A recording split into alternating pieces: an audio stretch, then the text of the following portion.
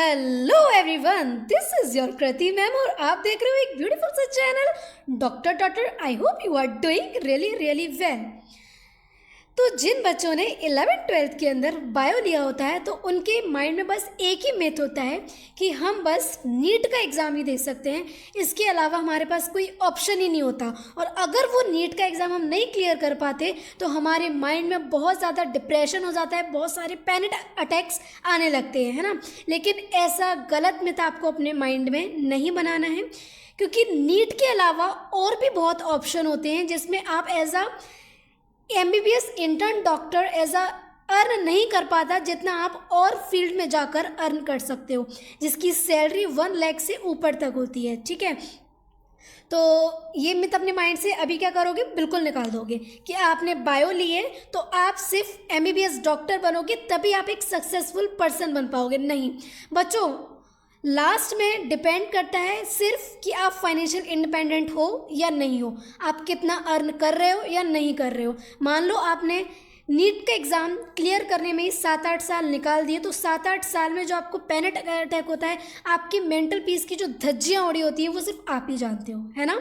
तो मैं आपको एक सजेशन दूंगी, अगर 2025 में आपने अपना एग्ज़ाम दिया, ठीक है, 12th आपने पास आउट करी 2025 में, तो 2025 में मान लो आपने नीट का एग्ज़ाम दिया, आपका क्लियर नहीं हुआ, कोई बात नहीं, नहीं हुआ ना क्लियर, तो आप किसी और कोर्स में अलॉट हो जाओ, साथ के साथ आप अपना नीट का प्रिपेयर करते रहो। हमें पढ़ता नहीं पढ़ता, हम बोलते हैं हम 1 साल ड्रॉप ले लेते हैं, लेकिन मैं तो बिल्कुल इसके खिलाफ हूँ। ठीक है, 1 साल भी बिल्कुल आपको ड्रॉप नहीं लेना चाहिए। आप कंफर्म भी हो ना कि हमारा MBBS में हो जाएगा, हमारा नीट क्लियर हो जाएगा, फिर भी आप बिल्कुल ड्रॉप मत लो, किसी ना किसी कोर्स में ज़रूर अलॉट हो जाओ। और उसका एक बहुत बेटर ऑप्शन होता है BSc नर्सिंग।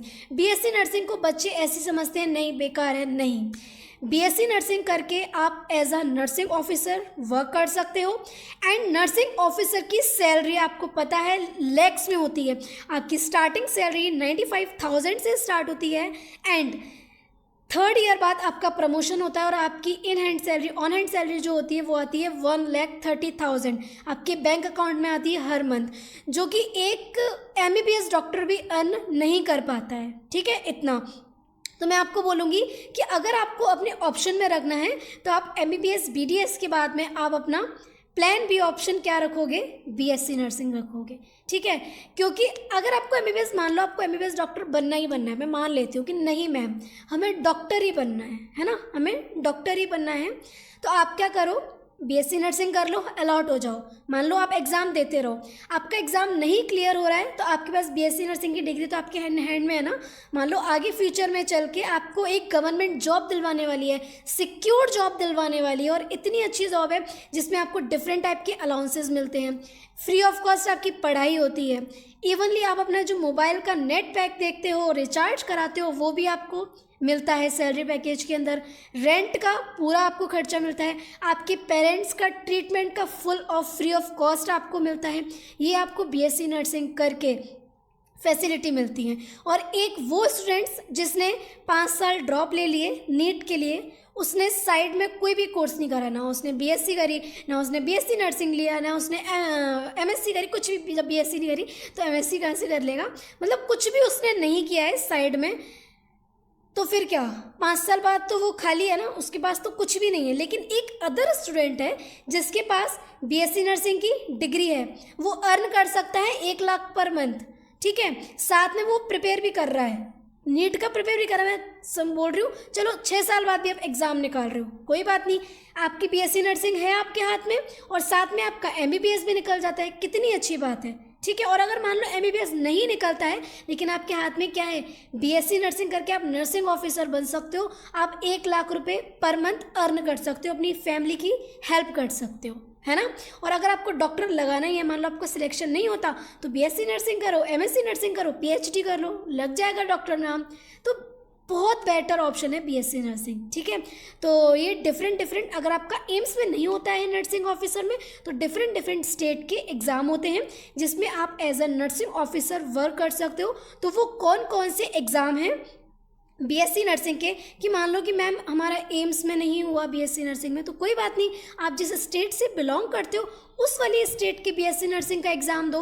वो कौन कौन से एग्ज़ाम है तो मैं सारे स्टेट के आज नाम बताने वाली हूँ कि स्टेट में किस नाम से वो एग्ज़ाम होता है बीएससी नर्सिंग के लिए। ठीक है, तो वीडियो को लास्ट तक देखना, और अगर वीडियो पसंद आए तो लाइक कमेंट शेयर करना बिल्कुल नहीं भूलना। और हाँ, चैनल को सब्सक्राइब कर लो यार, ये चैनल आपके लिए बहुत ज़्यादा हेल्पफुल रहने वाला है, क्योंकि अगर आप मेडिकल फील्ड से हो तो मैं आपको डिफरेंट ऑप्शंस बताने वाली हूँ, ताकि आपको बिल्कुल आप गलती ना करो ड्रॉप लेने की, है ना, ताकि आपकी साल खराब ना हो। ठीक है, स्टार्ट करते हैं वीडियो को बिना टाइम वेस्ट करे। बीएससी नर्सिंग कंप्लीट डिटेल्स है। आपका जो बीएससी नर्सिंग का कोर्स होता है वो होता है 4 ईयर का। ठीक है, इसके बाद आप as a nursing officer work करते हो और आपकी सैलरी लाख्स में होती है। मैं बार बार सैलरी के बारे में इसलिए बोलती हूँ क्योंकि बच्चा चाहता ही अर्न करना है, उसका और कोई मतलब नहीं होता है ना, क्योंकि हर एक बच्चे के माइंड में रहता है कि हम अच्छा अर्न करें, अच्छा लाइफ हम स्पेंड करें और अपनी फैमिली को हेल्प करें। तो बीएससी नर्सिंग करके एक एग्ज़ाम होता है, लाइक एम्स में अगर आप नर्सिंग ऑफिसर की तरह वर्क करना चाहते हो तो उसका एग्ज़ाम होता है नॉर्सेट। बाकी आपका जो डिफरेंट एग्ज़ाम्स होते हैं डिफरेंट स्टेट के। अब बात करते हैं कि एंट्रेंस एग्ज़ाम कैसा है, कौन सा है बीएससी नर्सिंग के लिए। तो देखो, पहले बात करते हैं ऑल इंडिया लेवल एग्ज़ाम के ऊपर। ऑल इंडिया लेवल एग्ज़ाम में आप दे सकते हो AIIMS BSc nursing entrance exams. इसमें ऑल इंडिया के बच्चे इस एग्ज़ाम को दे सकते हैं।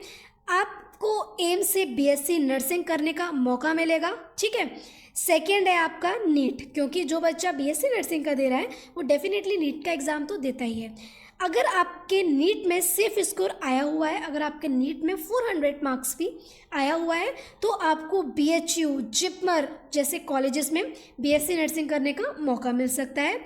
इसके अलावा एक कॉलेज है पीजीएमईआर चंडीगढ़ बीएससी नर्सिंग, इसका एंट्रेंस सेपरेट एंट्रेंस टेस्ट होता है बीएससी नर्सिंग का, तो आप इसका एग्ज़ाम भी दे सकते हो, जिसमें अगर आप इससे बीएससी नर्सिंग करते हो तो आपका सिर्फ खर्चा आता है 835 रुपीज़।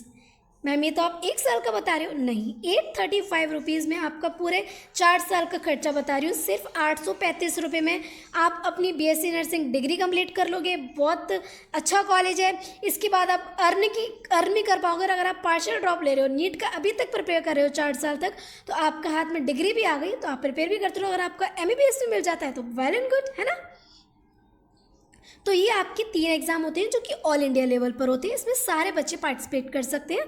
पहला है एम्स बीएससी नर्सिंग, सेकंड है नीट के बेसिस पर। अगर आपके 400 मार्क्स हैं तो आपको डेफिनेटली बीएचयू, जो कि बहुत अच्छी यूनिवर्सिटी है, बीएचयू जिपमर में आपको एडमिशन मिल सकता है as a BSc nursing course. ठीक है, एंड आप पीजीआईएमईआर से भी बीएससी नर्सिंग कर सकते हो।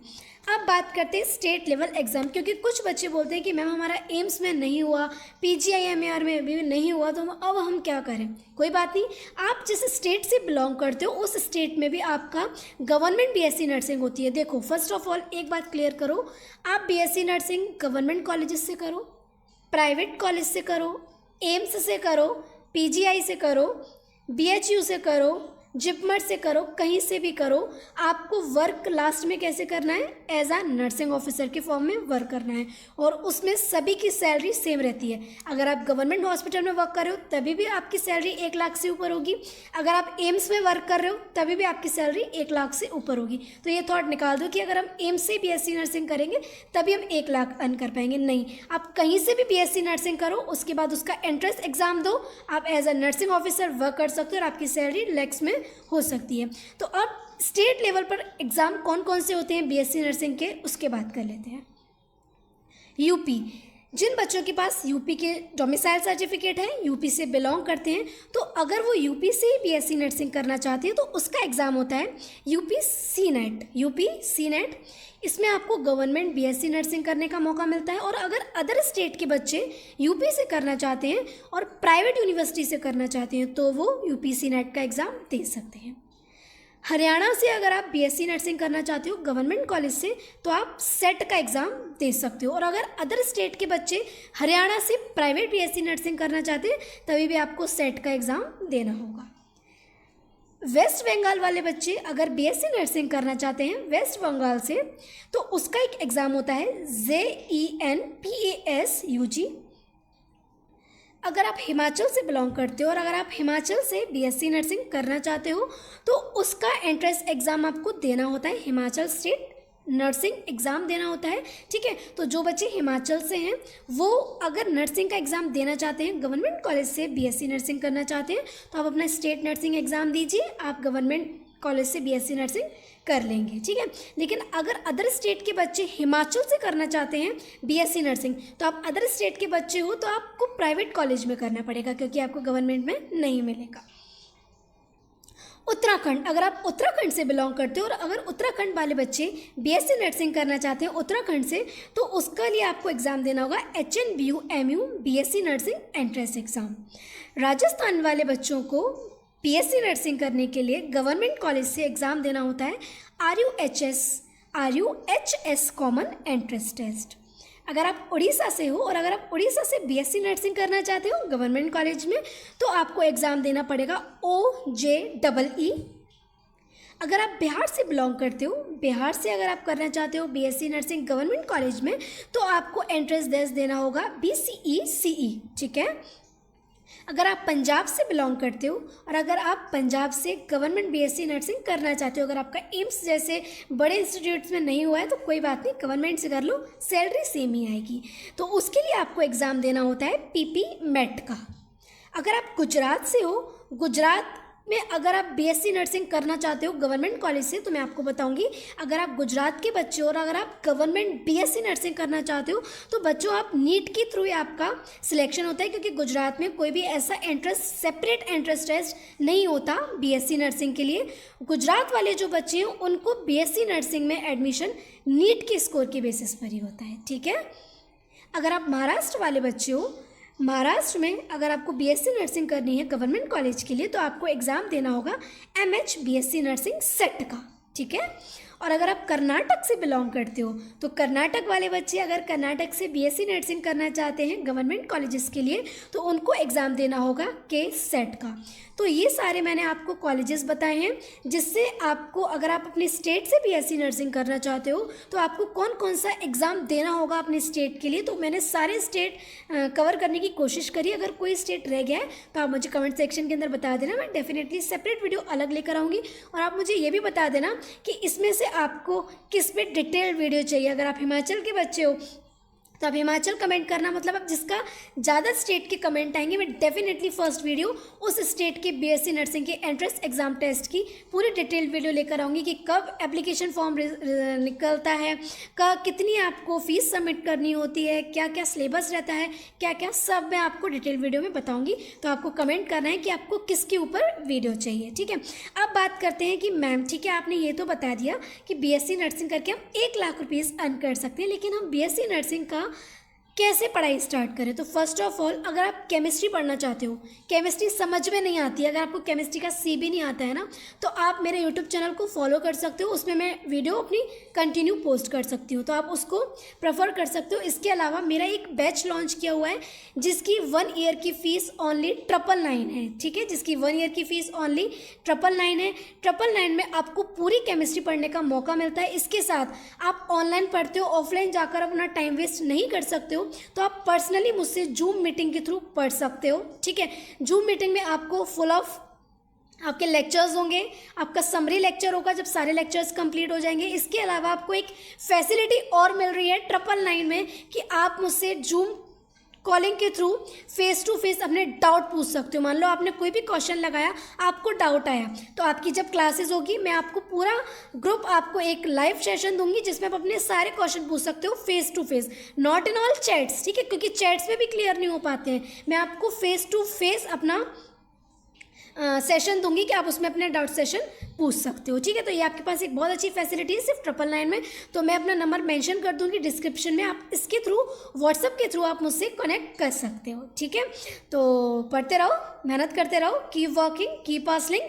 जय हिंद, जय भारत। और हाँ, यहाँ तक आए गए हो तो चैनल को यार सब्सक्राइब कर लो और इसे ज़्यादा से ज़्यादा शेयर करो ताकि आपके फ्रेंड्स, आपकी